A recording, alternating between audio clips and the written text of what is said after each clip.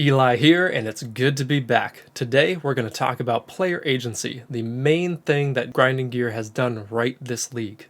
Specifically, we're going to go through these 4 expanded zones, learn why we farm what we do there, and how we go about doing it. Let's get this party started.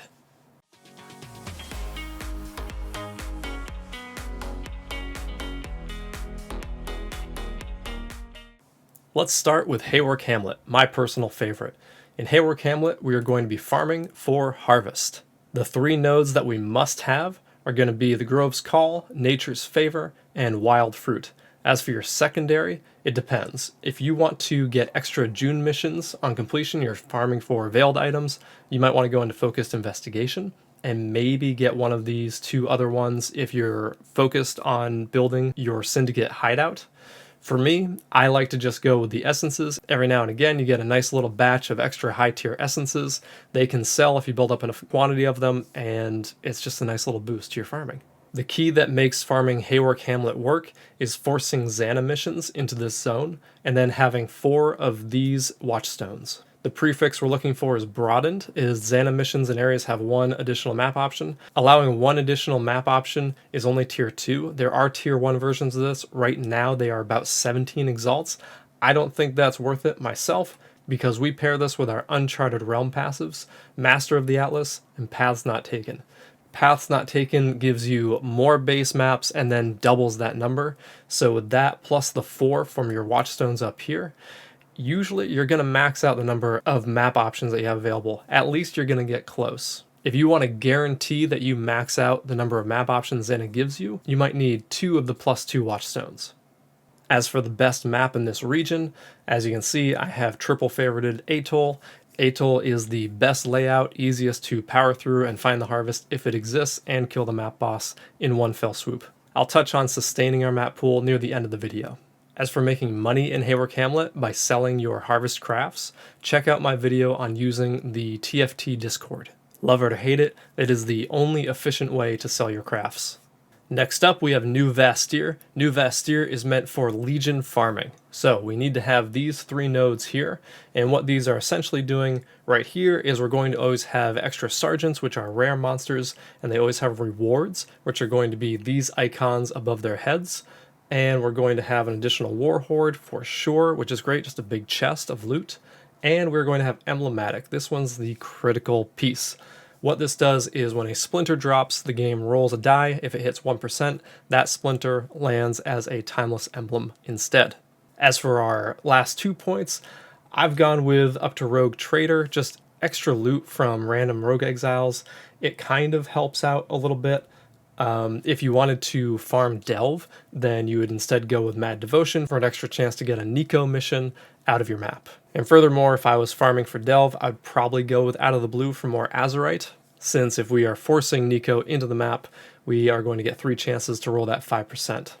For our watchstones, we're going to want emblematic platinum watchstones here. The tier 1 version is going to give 0.08 to 0.1% chance for splinters to drop as emblems instead. So if you get maximum 4 watchstones at 0.1 per, you'll get 0.4%. Add that in with our emblematic, which gives 1%, so you have 1.4% here. And if we go up to our Uncharted Realms passives, we will see that we have Secrets of the Stones. And this is 25% increased effect of our watchstone modifiers.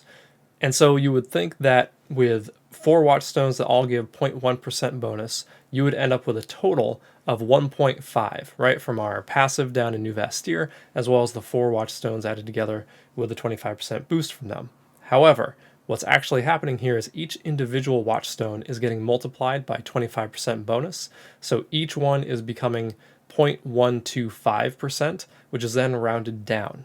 And in order to show you this, I went out and picked up a 0.1% watchstone here, and we can see if we go to our map device where the watchstone modifiers get played out with their multiplications, we have a 0.12% chance from that 0.1. So our total maximum is actually plus 1.48% chance to get a timeless emblem instead of a splinter. Our favorite map in this zone is going to be Dunes because it is just a wide open space which allows our legions to have maximum room to just fan out and occupy as much of the region, which gives us more mobs and more chances for generals to show up. Alright, let's talk about Glennach Cairns. This is the area where we build our Alva temple for our incursions, and the passives for doing this are amazing. First, we have resource allocation. Resource allocation means when you have a room and you go to upgrade that room, there is a 50% chance that you will instead upgrade it twice. So you have a 50% chance, if a room starts at tier 1, to upgrade immediately to tier 3. For anyone not super familiar with upgrading Alva, when you go into the incursion, to upgrade the room that is currently there, you need to kill the unique mob that is in the northern part of the map.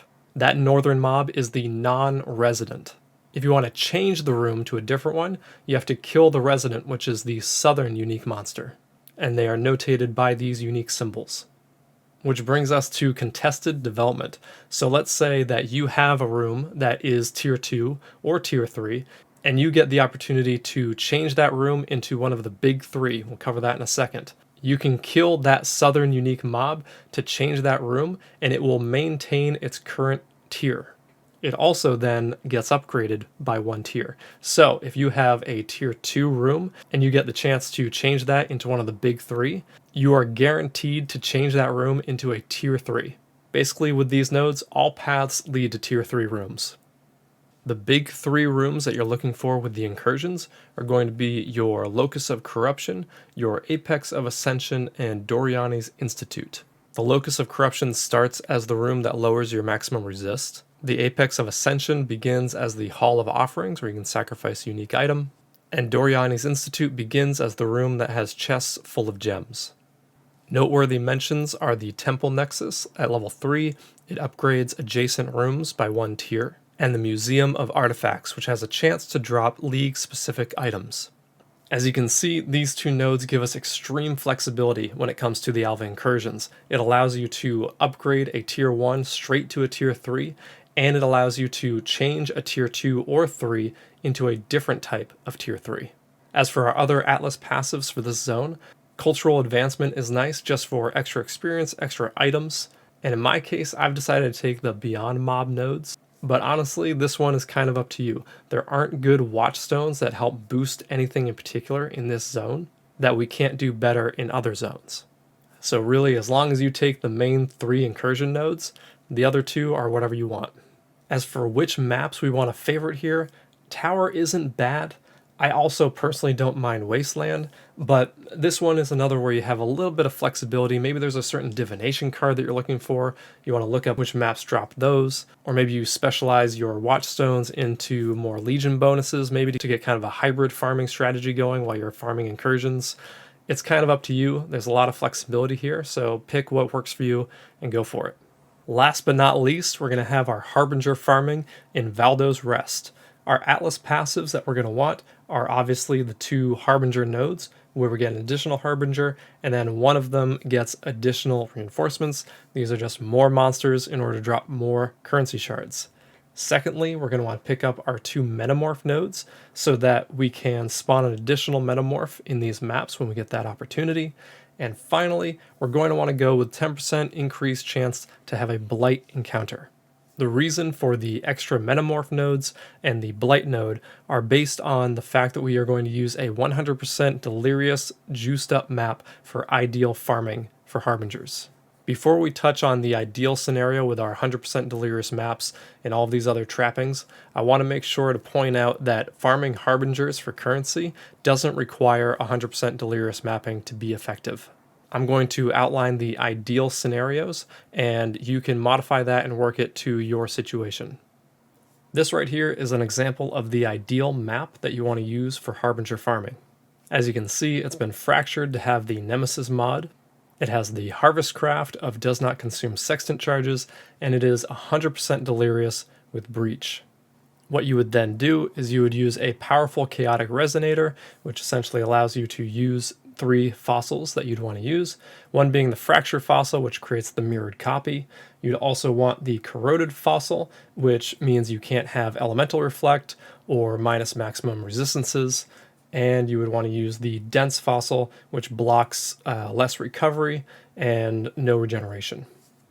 If you can sustain and plan on using a mirrored version of this kind of map, then it doesn't much matter what your favorite maps are in this region, but if you are not going to be able to sustain that, you're not going to be able to go this route, then you do want to triple favorite the canyon map, as that is the best layout for this kind of farming. Now, as for our watchstones, we're going to want one auspicious platinum watchstone here, which increases the likelihood that Harbingers will drop rarer value currency shards.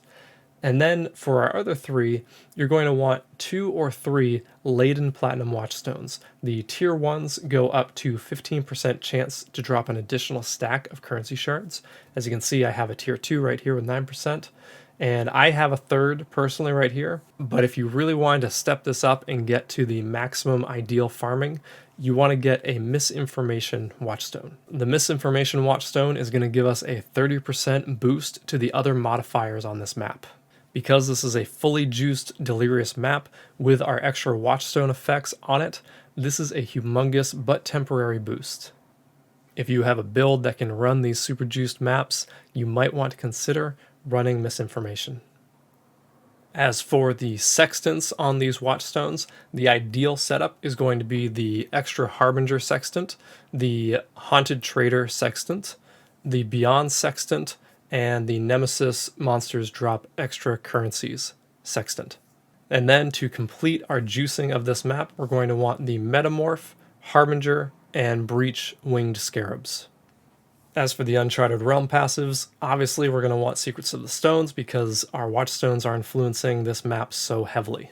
Everything else here is up to you. I would recommend keeping the Close Allies and Remnants of the Past, and perhaps Adept Tracker if you are also farming Cyrus here, and perhaps maybe go into Neural Pathways for an extra chance to drop Cortex maps. If it wasn't clear, the Valdo's Rest Harbinger farming is the most upfront expensive method of farming and utilizing the Atlas, because it also requires you to have a build that can clear this kind of content. What I wanted to do with this part of the video is just let you know that the setup that I've given you is the ideal method of farming Valdo's Rest, but you can certainly modify it to whatever fits your needs and whatever fits your playstyle. Now, when it comes to map sustain, it's really important to remember how the Atlas determines what maps drop. It's going to take a look at the state of your Atlas at the time that the map is rolled, and it's going to determine what's possible.